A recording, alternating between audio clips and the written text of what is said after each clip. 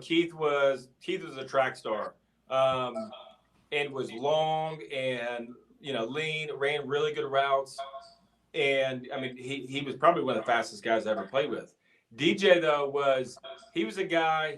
He's kind of before his time almost. He could split out wide and be the X receiver, be the number one receiver, and get open. But he could also come inside and play the slot. He was a big guy, big body, kind of like a Calvin Johnson type back from the Detroit Lions. So they were a nasty 1-2 punch.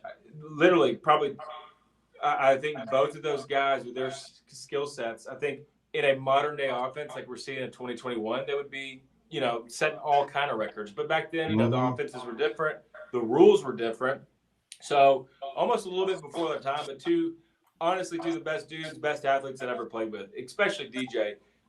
Just the way he was able to use his body, and really, he was a really cerebral player where he could, a lot of times you talk to receivers that, they don't know every coverage. They don't know exactly what the defense is doing. But DJ, he knew what was going on. He'd be like, hey, that was cover 2. I knew I wasn't going to be open, so it helped out the receiver running a route behind me.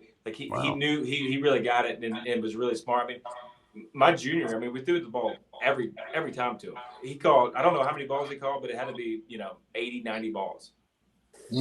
I think it was over 100, actually. He set the single season record. Yeah.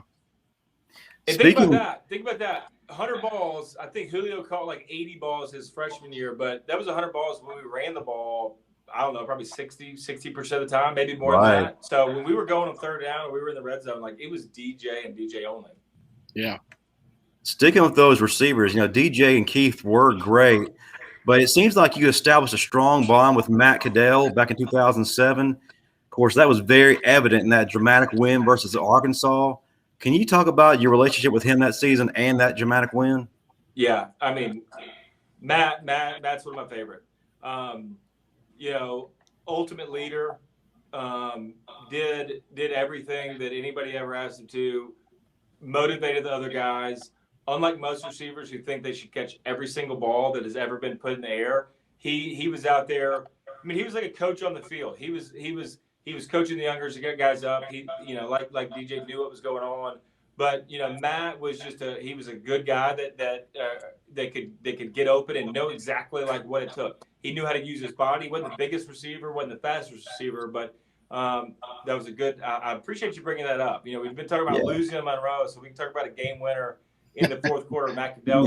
Knowing hey, the corners can kind of slough off. I need to run my route 2 yards deeper so I can come over the top and run the end zone. Matt's as good as it gets. We had a special bond when we were playing. We still do. But he was one of my favorites, to be quite honest.